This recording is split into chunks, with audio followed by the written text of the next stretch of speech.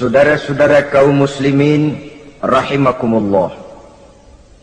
Isya menceritakan, satu malam selesai sholat isya saya akan tidur. Saya lihat suami saya sedang sholat, maka saya pun tidur. Tengah malam saya terbangun dari tidur, saya lihat suami saya masih sholat juga. Saya tidur lagi. Menjelang sepertiga malam yang akhir saya bangun, saya lihat masih sholat juga. Saya hampiri beliau. Saya tanya setelah sholatnya usai, "Bang," kata Aisyah, "ada apa yang?" Kata baginda Rasul. Sebab beliau itu, jangan senyum kalau saya katakan yang di sini. Sebab beliau itu pandai sekali menyenangi hati istrinya. Panggilan kelihatannya sepele, tapi bisa menghidupkan keharmonisan dalam rumah tangga. Beliau apabila memanggil Siti Aisyah dengan kalimat Humaira, "Ya Humaira," wahai yang pipinya kemerah-merahan. Cantik sekali panggilannya untuk istrinya. Kita kadang-kadang terlalu jujur tapi nyakitin. Mentang-mentang bini hitam, kalau manggil bini hitam, sini lo. Jujur tapi nyakiti itu. Hadirin yang saya muliakan, baginda menjawab, "Ada apa ya? Abang ini kan dosanya sudah mendapat jaminan ampun dari Allah." "Iya, lalu gimana?" "Ya kalau ibadah jangan terlalu gitu-gitu benar, kenapa sih? Orang sudah dapat jaminan ampun itu kan mestinya tenang, aman. Ini malah seolah-olah beliau orang yang paling banyak mempunyai dosa. Tidak puas melaksanakan hanya sholat yang wajib ditambah dengan yang sunnah-sunnah. Tidak usah gitu-gitu bener lah bang, sudah dapat jaminan ampun ini." Terhadap usul istrinya ini, apa jawab beliau? Sederhana, tapi melambangkan sikap jiwa yang luhur. Beliau menjawab, "Aisyah, afala uhibbu an akuna abdan syakura." Yang, apa saya tidak senang kalau saya ini oleh Allah mendapat gelar abdan syakura, hamba yang pandai bersyukur, hamba yang tahu berterima kasih. Makin diampuni, makin banyak sujud saya. Makin diampuni, makin banyak ibadah saya kepada Allah. Inilah prinsipnya. Saudara-saudara, oleh karena ibadahnya demikian rupa, Allah lalu dekat. Oleh karena Allah dekat, perjuangan beliau itu, walaupun Quraisy melakukan segala macam cara dan usaha, mengeluarkan segala daya dan dana, kemampuan dan kekuasaan, tidak pernah berhasil mematahkan, walaupun berhasil menekan perjuangan baginda Rasulullah sallallahu alaihi wasallam. Coba kalau kita buka sejarah, beliau itu kan mulai berjuang sendiri, yang dihadapi masyarakat yang keras, kasar, brutal. 14 abad yang lalu, semenanjung Arabia terkenal sebagai masyarakat yang jahiliyah, di mana maksiat dan munkarat merajalela. Sembahan adalah berhala. Anak perempuan lahir dibunuh hidup-hidup. Itu zaman dulu, zaman sekarang pun tidak jauh bedanya. Malah kalau zaman dulu dikubur hidup-hidup, sekarang sebelum lahir sudah dibunuh. Yang namanya abortus itu. Kadang-kadang aneh, kita mengadakan operasi bersih, dilarang buang sampah sembarangan. Kalau sudah buang sampah saja tidak boleh sembarangan, tahu-tahu zaman sekarang ini bayi dibuang di tempat sampah. Bukan lagi kertas, bukan lagi kardus, bayi dibuang di comberan. Kan lebih sadis sebenarnya dari jahiliyah 14 abad yang lalu. Judi di zaman dulu 14 abad yang lalu merajalela, menyentuh segala lapisan masyarakat. Di zaman sekarang pun judi tidak kurang hebatnya, cuma tentu dengan bahasa yang lain. Apalagi di zaman sekarang orang pandai menghaluskan bahasa, mensamarkan istilah.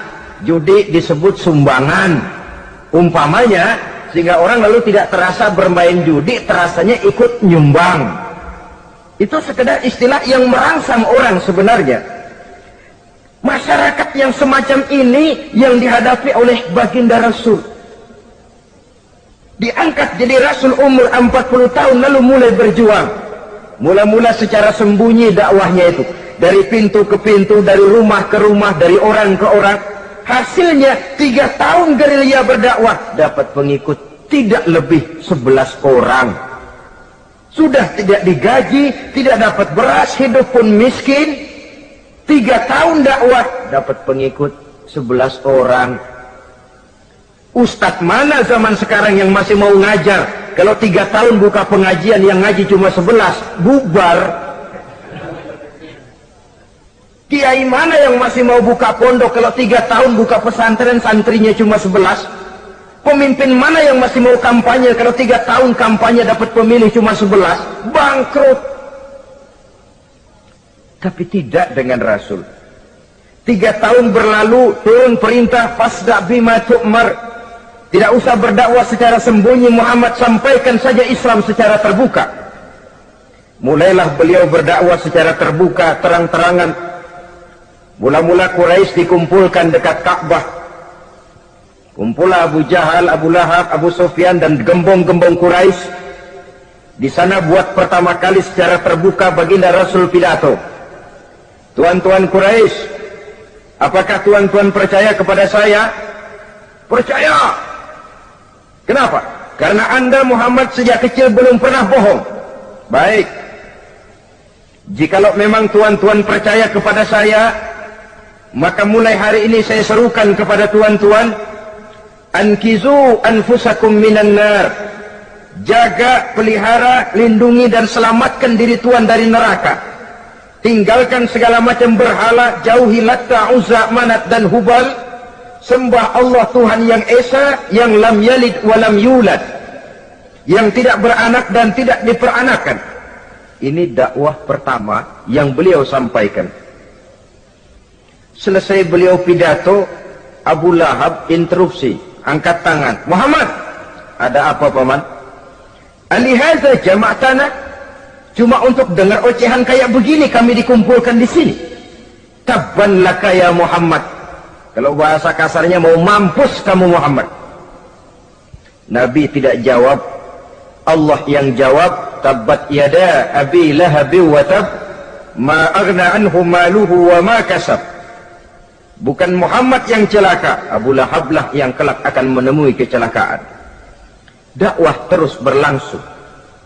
Ketika dakwah secara terbuka sudah dimulai, hambatan dan tantangan mulai datang. Sejak dari teror mental sampai kepada teror fisik. Dan puncaknya terjadi pada saat beliau berumur 53 tahun. Di mana Quraisy mengadakan rapat di satu rumah yang disebut Darul Arqam. Kumpulah di situ dedengkot Quraisy. Siapa lagi kalau bukan Abu Jahal, Abu Lahab? Mereka rapat pleno lengkap. Setelah rapat dibuka, kata Abu Lahab kepada Abu Jahal, Jahal, bagaimana ini Muhammad? Iya bagaimana? Apalagi yang belum kita lakukan, kata Abu Jahal. Kita fitnah sudah, kita caci maki tiap hari, kita lontari kotoran unta, sahabat-sahabatnya kita bantai, tapi mereka tetap tegar. Iya, kata Abu Jahal. Dan sekarang ini sahabatnya sebagian berangsur-angsur sudah hijrah ke Madinah. Ini pertanda Islam akan berkembang di kota Madinah. Kalau nanti dia berhasil di Madinah lalu menyerbu ke Mekah, alamat habis kita gulung tikar. Makanya, kata Abu Jahal, makanya apa? Makanya dari dulu juga saya bilang, kempesin aja itu. Jadi kalau bahasa okemnya kan begitu toh. Bunuh saja Muhammad, bunuh. Iya, soal bunuh sih gampang, kata Abu Lahab. Tapi Muhammad kan tidak keluar dari batu. Dia punya keluarga, sanak famili dan handai tolan. Kalau keluarganya menuntut balas, bagaimana ini? Gampang. Kita kan banyak punya suku, tiap-tiap suku kan punya juara, tukang-tukang pukul. Sewa saja, tiap suku ambil tukang pukulnya, kita kepung rumah Muhammad, bunuh sama-sama. Kalau keluarganya akan menuntut balas, dia akan berhadapan dengan seluruh suku yang ada di semenanjung Arabia ini. Bagaimana, setuju? Setuju. Nah, sudah. Kapan kita bunuh Muhammad? Kapan lagi? Tidak usah buang waktu. Besok malam. Ya, besok malam kita bunuh Muhammad. Tapi awas, semua yang ikut rapat di sini, ingat baik-baik, ini rahasia negara. Besok malam kita akan membunuh Muhammad. Siapa yang berani membocorkan rahasia negara ini, supersip, dianggap menghambat program Quraisy. Itu nanti dijatuhi hukuman berat ya. Jaga rahasia baik-baik bahwa besok malam kita akan membunuh Muhammad. Sanggup? Sanggup. Rapat selesai. Hadirin boleh bubar ke rumah masing-masing. Pulang. Namanya manusia, bocor juga rahasia ini. Begitu pulang, cerita sama istrinya, Bu, anu loh Bu, apa Pak? Saya tadi ikut rapat. Rapat apa tuh Pak? Besok malam akan ada pembunuhan. Pembunuhan. Siapa toh yang mau dibunuh? Muhammad. Tapi jangan bilang-bilang ya, ini rahasia negara. Ini rahasia negara Bu, jangan bilang-bilang. Iya Pak, iya. Nah, besok pagi istrinya ngobrol sama tetangganya. Mbak Ayu, tahu nggak? Apa toh? Nanti malam akan ada pembunuhan.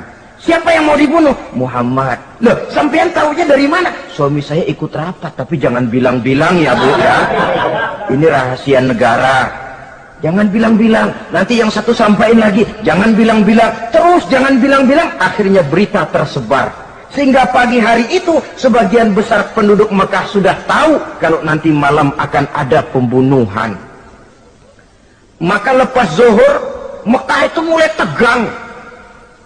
Yang simpati, aduh kasihan Muhammad nanti malam akan dibunuh. Yang tidak senang, mampus biar dia rasain ntar malam. Saudara-saudara, begitu maghrib berbunyi sudah, udara mulai gelap, penduduk Mekah sudah kunci pintu seperti ada jam malam. Sepi, sesepi-sepinya. Tutup pintu, kunci, bukan tidur, ngintip dari dalam. Lepas jam 8 malam, makin tegang. Masing-masing penduduk ngintip dari pintunya. Sudah berangkat belum orang yang mau bunuh Muhammad? Sudah berangkat belum? Kira-kira jam 9 ini, tukang-tukang pukul lewat mau ngepung rumah Muhammad untuk membunuh beliau. Begitu masuk Mekah, penduduk sudah kunci pintu. Tapi mereka tahu kalau semua ngintip. Wah, makin hebat ini yang pemuka Quraisy ini, tukang-tukang pukul ini. Jalannya dibuat gagah-gagah, barisnya dibuat hebat-hebat. Itu injekan tanahnya dalam baris dibuat kencang-kencang, brok, brok, brok, brok, kayak serdadu baris. Lewat dekat rumah penduduk pakai batuk lagi. Yang dari dalam ngintip makin ciut. Wah, ini dia yang mau bunuh Muhammad ini. Sampai di rumah Nabi, dikepung rumah Nabi, di pagar betis. Malam itu di dalam rumah cuma Nabi, Abu Bakar dan Ali bin Abi Thalib.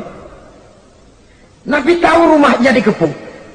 Lewat tengah malam beliau berkata, Abu Bakar, saya ya Rasul, mari kita berangkat hijrah. Baik ya Rasul. Ali, saya ya Rasul, kamu gantikan saya ya. Gantikan apa ya Rasul? Gantikan tidur di tempat tidur saya. Baik ya Rasul. Masya Allah, sekali menggantikan mati. Tidur di tempat tidur Rasul pada malam rumahnya dikepung, resikonya kan mati. Menggantikan mati. Lah kalau menggantikan lurah lumayan. Menggantikan mati. Dan Ali tahu persis resikonya. Dan beliau waktu itu masih muda dan beliau tidak nawar. Baik ya Rasul, saya akan tidur di sini, berangkatlah Tuhan. Berangkat Rasul. Ketika keluar dari pintu belakang rumah dikepung rapat, terjadilah keajaiban yang Allah ceritakan. Wa ja'alna min baini aydihim sadda wa min khalfihim sadda fa aghshaynahum fahum la yubsirun. Di muka, di belakang, di kiri, kanan dibuatkan dinding oleh Allah, dibutakan mereka tidak lihat kalau Muhammad keluar dari rumahnya. Siaga penuh, apel, mata melotot, Nabi lewat nggak kelihatan. Sampai Nabi kemudian menuju Gua Thur, 3 malam 2 hari di sana. Dari sana perjalanan dilanjutkan ke Madinah Al-Munawwarah. Allahu Akbar. Mengarungi gurun pasir yang gersang dan tandus, yang terbentang antara Mekah dan Madinah. Meninggalkan kampung halaman tempat di mana dilahirkan dan dibesarkan. Keluarga yang berbeda akidah terpaksa berpisah. Kok kuat? Kok bisa? Kok sanggup? Di mana rahasia kekuatannya? Beliau punya sandaran vertikal, ibadahnya kepada Allah. Dengan bahasa kita sekarang, beliau punya backing. Backingnya tidak kepalang tanggung, yang serba maha. Maka saya mengajak kepada seluruh kaum muslimin, di zaman sekarang kan orang lagi main backing-backingan, ya. Nah, siapa yang punya backing punya jalu. Saya cuma mengajak, kalau mau cari backing jangan kepalang tanggung, carilah backing yang serba maha. Maha gagah, maha tahu, maha adil, maha bijaksana, maha segala-galanya. Dan dialah Allah Subhanahu wa ta'ala. Saudara punya backing kolonel, tanggung. Nanti dia pensiun habis. Yang kolonel saja tanggung, apalagi yang kopral. Kalau mau cari backing, carilah backing yang serba maha, Allah Azza wa Jalla. Caranya tentu dekat kepadanya. Untuk dekat kepadanya melalui jalur yang sudah diatur olehnya, melalui Rasulullah Sallallahu Alaihi Wasallam, yaitu solat, ibadah. Makin tinggi nilai ibadah, makin dekat kita dengannya. Makin dekat dengannya, makin banyak fasilitas yang akan diberikan untuk kita. Saudara pegawai negeri ingin cepat naik golongan, itu caranya 2. Pertama, jam kantor disiplin. Jam 7 masuk. Jam 3 pulang. Kalau belum jam pulang, jangan pulang. Yang kedua, tambahan di luar jam kantor, sering-sering datang ke rumah kepala bagian. Apa malam minggu, apa hari minggu, apa bawa jeruk, apa pisang Ambon, kan begitu toh. Ini nanti kan kepala bagian kan nilai, karyawan saya yang satu ini jam kantornya disiplin, tambahan dia sering datang hari minggu di luar jam kantor bawa jeruk lagi. Ini mestinya belum naik, lah gua naikin dulu ke atas. Naik, saudara-saudara. Yang saya maksud apa? Itu zuhur, asar, maghrib, isya, subuh, jam kerja resmi itu. Jam kantor. Lah, ada kunjungan di luar jam kantor. Yang namanya tahajud, yang namanya hajat, yang namanya duha. Nanti kan Allah lihat, ini hambaku yang satu ini jam kantornya betul. Zuhur, asar, maghrib, isya, subuhnya tepat. Tambahan di luar jam kantor, dia sering menghadap kepadaku. Nah, hambaku ini aku angkat kau maqamam mahmudah, ke satu tempat yang terpuji. Kalau Allah yang ngangkat, satu negara orang mau rendahkan kita, kita akan tetap tinggi. Kalau Allah mau rendahkan, satu negara mau angkat kita, kalau memang dasar mesti nyungsap ke bawah. Inilah perlunya sandaran vertikal. Inilah perlunya kita mempunyai backing hanya kepada Allah. Pada waktunya orang akan sampai ke titik jenuh.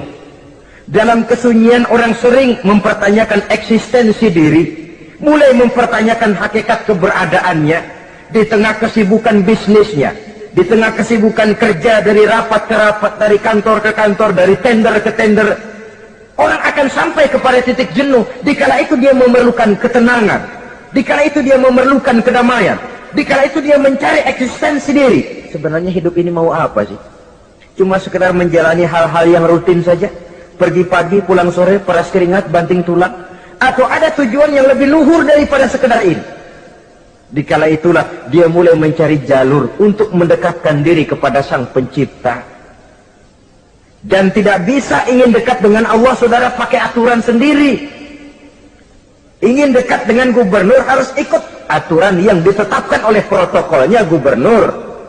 Ingin dekat dengan presiden, ya ikut jalur yang sudah disusun oleh protokolnya presiden. Ingin dekat dengan Allah, ya ikut jalur yang sudah diatur oleh Allah melalui Rasulnya. Apa itu? Ya diantaranya sholat, puasa, dan ketentuan-ketentuan ibadah yang lain. Tidak bisa dengan prinsip, yang penting kan hati baik, berjiwa bersih, akhlak luhur, tidak usah sholat kalau hati baik sudah dekat dengan Allah. Oh, alangkah enaknya kalau begitu. Kalau dengan itu bisa dekat dengan Allah, rasanya Nabi Muhammad yang paling dulu berhenti sembahyang. Kenapa? Beliau orang yang hatinya paling baik. Beliau orang yang budinya paling luhur. Kalau budi luhur dan hati baik sudah menjamin untuk dekat dengan Allah, Nabi dulu berhenti sholat. Nyatanya tidak. Beliau orang yang berbudi luhur, berakhlak baik, entoh ibadahnya demikian rupa. Dan beliau adalah standar untuk kita jadikan contoh dalam mengamalkan ajaran-ajaran agama di kehidupan kita ini. Saudara, itu tadi sepertiga waktu beliau untuk ibadah, untuk Allah. Sepertiga yang kedua dari waktu beliau adalah untuk tugas. Dalam hal ini, sebagai seorang Rasul, menyampaikan risalah Islam berhadapan dengan umat. Yang jadi soal ialah, apa modal utama beliau di dalam melaksanakan tugas? Dan ini nanti sebagai cerminan buat kita. Modal utamanya pertama adalah keteladanan, dan yang kedua adalah akhlak. Sekarang ini kita hampir nyaris mengalami berbagai macam krisis. Yang paling santer kita dengar adalah krisis wibawa. Ada pak guru dicegat muridnya di jalanan, dipukulin karena nggak naik kelas katanya. Nampaknya guru nggak lagi berwibawa. Di satu pihak mungkin karena si guru tidak bisa digugu dan ditiru. Di lain pihak juga murid tidak lagi mengenal arti rasa hormat kepada pak guru. Nah, kenapa krisis wibawa timbul? Karena tidak ada keteladanan. Adapun Rasul, wibawa beliau timbul di tengah umat karena keteladanan ini. Apapun yang beliau ajarkan kepada umat, beliau adalah pelaksana pertama. Dengan kata lain, satunya kata dan perbuatan. Ini yang sangat diperlukan di zaman kita sekarang.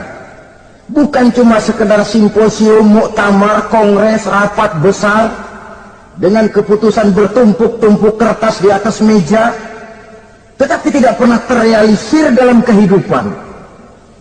Yang kita perlukan adalah satunya kata dan perbuatan, bahwa kalau itu yang diucapkan, itu yang diterapkan. Kalau itu yang diteorikan, itu yang dikerjakan. Keteladanan.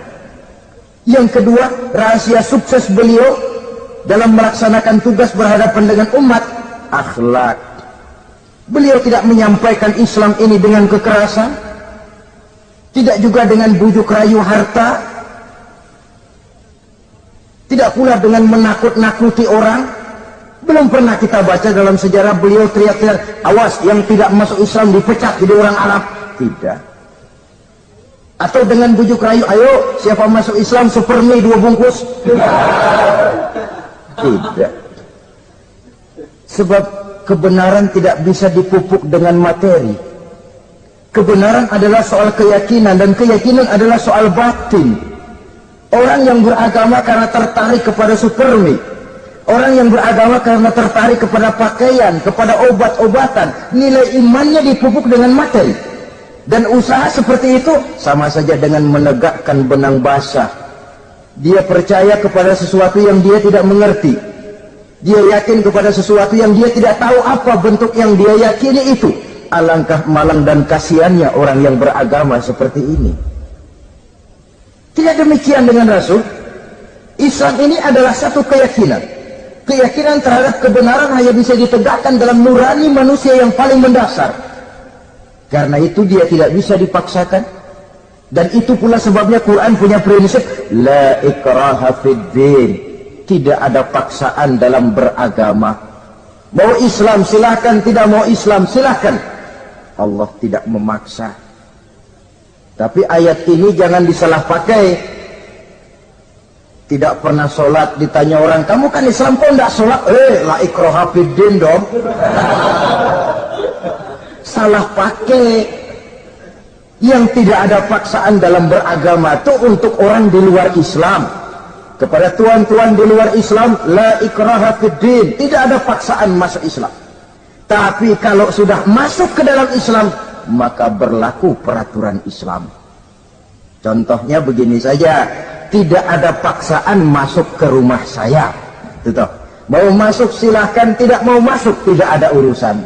Tapi sekali saudara masuk ke rumah saya, saudara harus ikut tata tertib yang ada di dalam rumah saya. Kira-kira beragama itu begitu.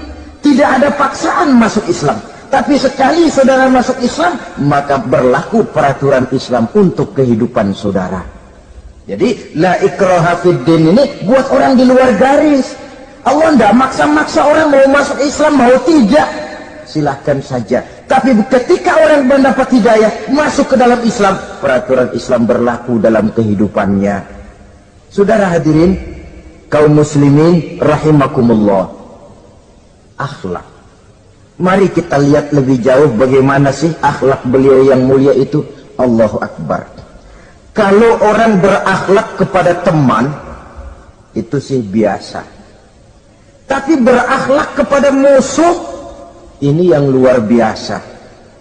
Ini yang agaknya Allah saja memuji beliau. Wa innaka la'ala khuluqin azim. Engkau Muhammad benar-benar berada di atas budi pekerti yang luhur dan terpuji. Kalau saya baik kepada orang yang memang baik kepada saya, logis toh, wajar, memang harusnya. Tapi berbuat baik kepada orang yang jahat terhadap saya, ini yang tidak setiap orang bisa. Nah, sebab itu saya tidak ingin menceritakan akhlak beliau kepada sahabat, namanya juga kepada sahabat. Saya akan kutip beberapa riwayat yang menceritakan bagaimana akhlak beliau kepada orang yang nyata-nyata memusuhinya. Berbagai riwayat menceritakan bagaimana beliau ketika di Taif dilontari orang dengan batu, yang melontari beliau malah mendapat doa, Allahumma hdi qaumi fa innahum la ya'lamun. Ya Allah, berikan hidayah, berikan petunjuk kepada yang mereka yang melontari saya dengan batu, karena mereka tidak tahu. Kalau saja mereka tahu, mereka tidak akan melontari saya dengan batu. Ya Allah, berikan hidayah kepada mereka. Padahal ketika itu malaikat Jibril menawarkan jasa. Muhammad, kalau kamu mau orang yang melontari kau dengan batu itu hancur, saat ini juga saya angkat Jabal Uhud, saya timpakan mereka biar mati semua. Tahu Muhammad? Jangan Jibril, mereka tidak tahu. Kalau saja mereka tahu, mereka tidak akan melontari saya dengan batu. Lebih baik doakan mereka supaya mendapat hidayah dari Allah. Dalam kondisi kepepet, dilontari dengan batu, malaikat Jibril datang menawarkan jasa. Beliau lebih memilih mendoakan orang yang berbuat jahat itu. Ya Allah, bukan main. Umumnya kita kan kalau lagi kepepet ada yang nolongin, giram bener. Andai kata kita yang jadi nabi, disambitin orang, datang malaikat Jibril nawarin, bagaimana sikap? Habisin aja dah.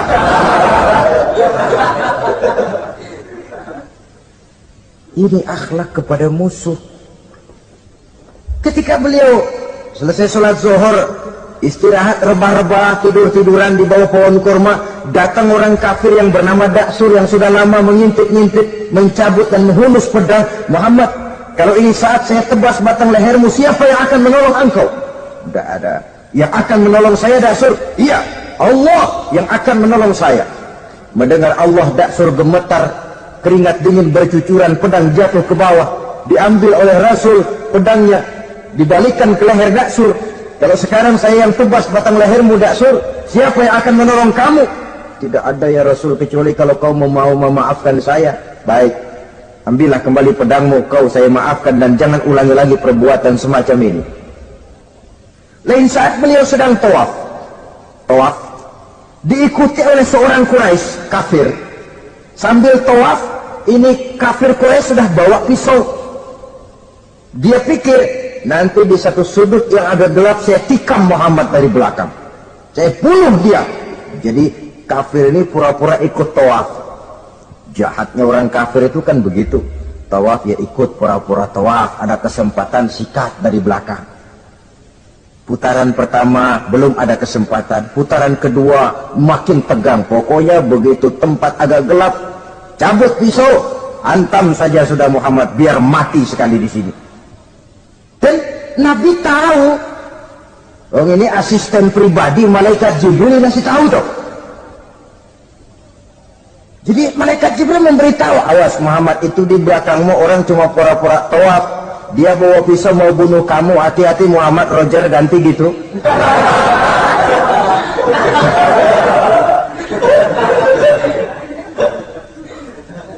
Tahu persis beliau.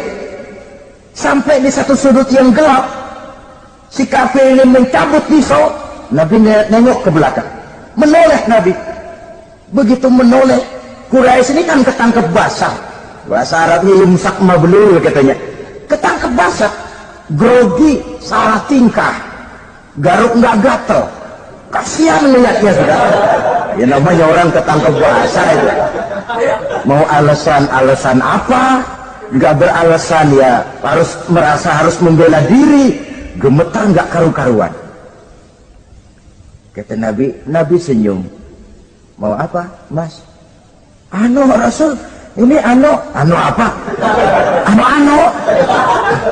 Sudah, saya kan tahu kamu mau bunuh saya toh. Sudah, saya sudah tahu kok. Om, kamu jangan pura-pura. Kamu kan mau bunuh saya kan? Terus terang saja. Iya Rasul, iya. Sekarang gimana? Enggak berani Rasul. Minta maaf saja. Ya kalau sudah kamu minta maaf begitu, sudah kamu pulang sana, jangan diulangi lagi ya. Begitu mudah beliau memaafkan orang yang nyata-nyata mau menghabisi nyawanya, sepanjang itu belum terwujud, sepanjang itu belum terbentuk dalam artian real. Sangat mudah beliau memaafkan orang. Saudara hadirin kaum muslimin rahimakumullah, pemaaf, lapang dada, toleransi, menghargai pendapat para sahabatnya, ini sederetan dari akhlak yang terpuji. Sehingga karena keluhuran akhlak inilah yang menyebabkan orang tertarik masuk ke dalam Islam. Beliau berprinsip apa? Basiru wala tunaffiru, yasiru wala tu'asiru. Gembirakan orang, jangan ditakut-takuti. Mudahkan persoalan orang, jangan dibikin sulit. Ini kan satu prinsip yang sangat baik dalam melaksanakan dakwah, dalam menyampaikan misi. Apapun tugas kita di masyarakat, sebagai pegawai pemerintahan, pejabat negara, pedagang, pengusaha, seniman, ustadz, mubaligh, kiai, ulama, dalam berbagai profesi, modal utama untuk sukses adalah akhlak. Sebab hati kita yang tahu cuma Allah. Orang lihat penampilan kita, orang lihat muka kita. Sebab itu Nabi katakan, innakum. Orang kadang sering bilang, dia mah biar mukanya begitu hatinya baik. Iya, soal hati kita nggak tahu. Yang kita lihat pertama muka. Bagaimana gue mau ikut dia, mukanya kayak batu kuburan. Kesan serem pertama itu kan sudah ada. Walaupun kadang-kadang hati memang baik, tapi hati itu kan urusan Allah. Yang kita lihat pertama, muka. Ini barangkali nanti termasuk teori dalam psychology of salesman ya. Bahwa sesuatu yang baik, kalau dihidangkan dengan cara yang tidak baik, orang tidak akan tertarik. Lihat saja, orang sekarang ini kan, entah makin lajunya dunia bisnis kita, masuk ke rumah-rumah kita, cuma menawarkan air jahe, menawarkan sasa, menawarkan kecap bango, menawarkan barang-barang yang kelihatannya remeh. Ini kan termasuk psychology of salesman. Yang datang ya biasanya perempuan, wajahnya ya lumayan, paling kurang sedikit di atas 6 lah begitu. Lalu tutur katanya sopan, masuk ke rumah tidak sungkan, ada rasa familiar, rasa kekeluargaan, lalu datang. Taktik untuk menawarkan barang yang jadi merek dagangannya. Nah, Islam ini agama yang baik. Kalau disampaikan dengan cara yang tidak baik, sadis, memponis, orang akan lari dan jauh. Menyinggung, bukan menyentuh. Siapapun kalau tersinggung lari, tapi kalau tersentuh, dia akan mendekat. Apaan lo Islam bayang begitu? Mikirnya anakku, sembayang diomelin, mendingan kagak sembayang sekalian ke Allah. Saudara hadirin yang saya muliakan, Ini yang diberikan contoh oleh baginda Nabi.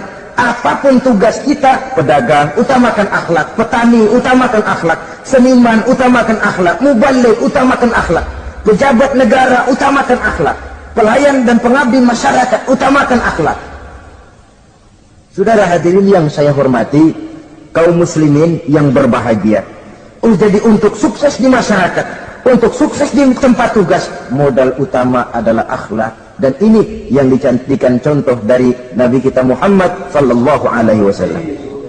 Sepertiga waktunya untuk tugas. Dalam menjalankan dan melaksanakan tugas sebagai seorang rasul, menyampaikan risalah Islam, berhadapan dengan umat, modal utamanya adalah akhlak. Demikian juga kita di masyarakat. Dan akhlak itu memang harus dibiasakan sejak kita kecil. Sehingga dengan demikian nilai-nilai yang baik akan terus terbawa sampai di hari tua kita. Saudara-saudara, rasanya kehancuran satu bangsa dimanapun di dunia ini selalu dimulai dengan kehancuran akhlak daripada bangsa itu sendiri.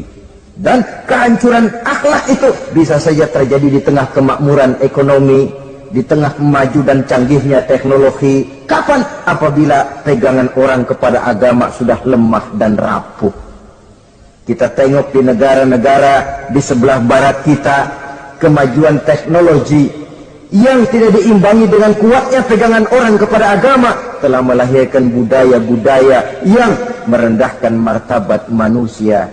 Lahirlah kebudayaan hippies, lahirlah kebudayaan nudis, hidup serba bosan dengan ini dan itu karena segalanya sudah dimiliki. Rumah mentereng, jumlah kendaraan sejumlah keluarga, kapal pesiar di laut mewah, pesawat udara punya, setelah ini punya, ini ada, semua ada, titik jenuh sampai. Mau apa semua ini? Akhirnya ingin hidup apa adanya, tidur di goa-goa, tidur di kaki-kaki gunung, tidur di hutan belantara, pakaian kumal. Itu hipis-hipis yang datang kemari, yang pakaiannya kumuh, tambelan, lepis belel. Padahal di kantongnya cek, travel cek, dolar. Lain hipis kita, emang benar-benar gembel.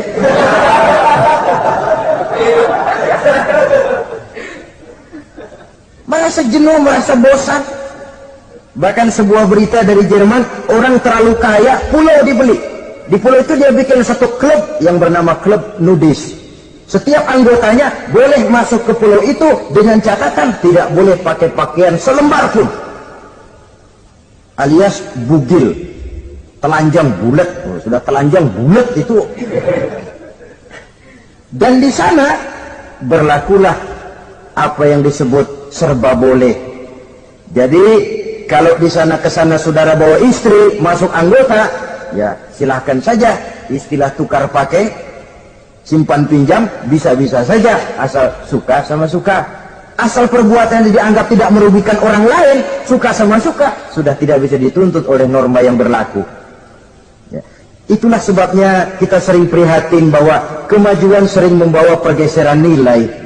Apabila kita tidak bisa menghindarkan diri dari proses pergeseran nilai, setidaknya kan kita bisa menjaga diri jangan sampai hanyut oleh nilai-nilai yang negatif. Akhlak, baik sebagai muslim, baik sebagai bangsa Indonesia yang berkepribadian luhur, itu merupakan cerminan kita. Saya prihatin, belum lama diselenggarakan kontes bibir terindah. Kontes bibir terindah itu kira-kira apa manfaatnya? Apa yang jadi ukuran? Dan bukankah bibir karunia Tuhan? Ya kalau yang bibirnya mungil bisa ikut kontes lah, kalau yang jebleh gitu.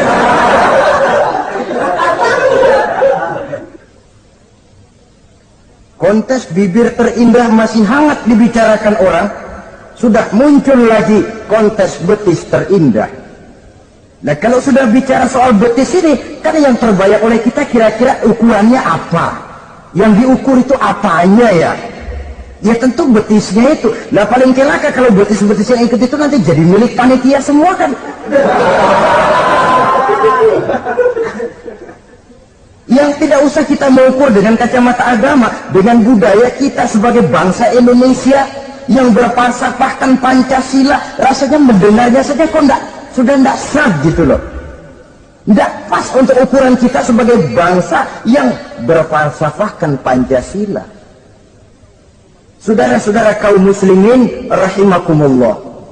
Ini yang saya maksud tadi, proses pergeseran nilai. Andai kata kita tidak bisa menghindarkan diri dari hal yang semacam itu, setidaknya kita bisa menjaga diri jangan sampai hanyut ditelan proses pergeseran nilai. Dan memelihara nilai-nilai akhlak ini dari hari ke hari memang tidak semakin ringan, bahkan akan semakin berat, karena tantangan yang kita hadapi juga akan semakin berat. Inilah sepertiga yang kedua dari waktu beliau untuk melaksanakan tugas. Jadi modal utama dalam melaksanakan tugas akhlak. Di antara nilai akhlak itu prinsip Nabi tadi, gembirakan orang, jangan ditakut-takuti, mudahkan urusan orang, jangan dibikin sulit. Sehingga kalau yang memang mudah lalu dipersulit, itu sudah mencerminkan akhlak yang tidak diajarkan oleh Rasulullah Sallallahu Alaihi Wasallam.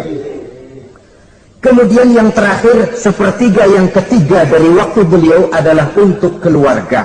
Jadi tadi ada waktu untuk Allah, ibadah, ada waktu untuk tugas, dan yang ketiga ada waktu untuk keluarga. Bagaimana Rasul di tengah istrinya lebih dari satu, tapi aman tentang rukun. Kita kadang-kadang istri satu seminggu 7 hari, perang 6 hari. Cuma 1 hari gencatan senjata. Sudah hadirin, saudara kaum muslimin rahimakumullah. Kalau beliau tidak menyenangi satu masakan, misalnya masakan istrinya, tidak mencah-mencah, cuma kelihatan dari makannya barangkali tidak begitu banyak, tapi tidak pernah mencela apapun yang dimasak istrinya. Senang ya dimakan, tidak senang ya dimakan karena menghargai lelah jerih payahnya istri. Ini kelihatannya sepele, tapi dari sini keharmonisan rumah tangga itu bisa saja timbul. Bukankah seseorang hanya bisa sukses di tempat tugas? Jadi apapun dia, kalau berangkat dari ketentraman dan ketenangan di rumah tangga. Dan tidak ada orang bisa meraih sukses kalau dia berangkat dari rumah tangga yang berantakan. Itulah sebabnya ini sangat diperhatikan oleh baginda Rasul. Dari rumah yang kecil, dari tempat tidur yang sederhana, yang sebelah itu kain kasar, sebelah dipakai untuk tidur, sebelah dipakai untuk selimut. Jadi kasur merangkap selimut. Allahu Akbar. Tapi dari rumah tangga yang semacam itu keluar ucapan baiti jannati, rumah tanggaku laksana surga bagiku. Di mana sih rahasianya? Karena rumah tangga beliau didirikan di atas ajaran agama. Agama membuat suami istri tahu hak dan tahu kewajiban. Kalau kewajiban dilaksanakan, hak diberikan, akan timbul saling pengertian. Apabila ada pengertian, akan timbul ketenangan, dan ketenangan adalah tangga utama untuk mencapai rumah tangga bahagia. Apalah artinya? Seperti banyak istilah orang, rumah bertingkat, uang banyak berlipat-lipat, kendaraan serba mengkilat, istri pun cantik memikat, kadang-kadang jumlahnya 4, tapi tiap hari kiamat. Tidak pernah ada ketenangan dan kedamaian di rumah itu. Saudara hadirin, lebih celaka lagi sudah rumah gubuk berantem melulu. Sudah kiamat itu, sudah kiamat. Jadi dengan adanya pelaksanaan kewajiban, pemberian hak, timbul pengertian. Pengertian membawa ketenangan. Suami keluar rumah, istri tenang di rumah. Suami meninggalkan istri pun hatinya tenang dan tentram, tidak was-was, tidak berpikiran nanti kalau saya lembur ini istri ngompreng, tidak. Si istri pun lega melepas suami karena ada keterbukaan. Ini kan menurut angket terakhir loh ya, yang diadakan oleh beberapa majalah di ibu kota ini, di ibu kota katanya, dari sejumlah laki-laki yang disebarkan angket, ternyata jika ada 3 laki-laki, 2 nyeleweng. Jadi angka penyelewengan itu 2/3 dari jumlah laki-laki itu menyeleweng katanya. Ya mudah-mudahan yang kumpul di sini termasuk 1/3 yang nggak nyeleweng itulah. Dan tidak semua bentuk penyelewengan itu karena alasan ekonomi, bukan pula karena alasan ketidaksetiaan istri, tapi merupakan cerminan dari sikap hidup di mana orang jauh dari nilai-nilai agama, sehingga penyelewengan itu dianggap sesuatu yang manusiawi, biasa-biasa saja, bahkan kadang-kadang ikut membentuk status sosial, melahirkan kebanggaan. Innalillahi. Orang kalau sudah bangga nyeleweng bangga, itu kiamat sudah. Sama saja, bikin dosa ketawa, waduh, itu malaikat gemes bener. Udah bikin dosa cengengesan, cengir, udah ada rasa nyesel, udah ada rasa takut, udah ada rasa bersalah, biasa gitu. Saudara hadirin yang saya muliakan, ini kan cerminan dari rapuhnya pegangan orang kepada agama. Jadi untuk membina rumah tangga yang bahagia ini, sepertiga dari waktu untuk di tengah keluarga, menghidupkan nilai-nilai agama di rumah tangga kita. Oleh karenanya, pada bagian akhir dari pertemuan yang singkat ini, saudara-saudara, saya mengajak, marilah pandai-pandai membagi dan mengatur waktu.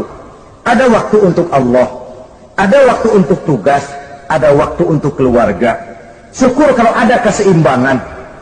Tapi kalau tidak, istilah usul fikih itu tatimul aham minal muhim, mendahulukan yang terpenting dari yang penting. Kalau ada 3 persoalan semuanya penting, tentu di antara 3 ini kan ada yang lebih penting. Yang itulah yang dikerjakan lebih dulu.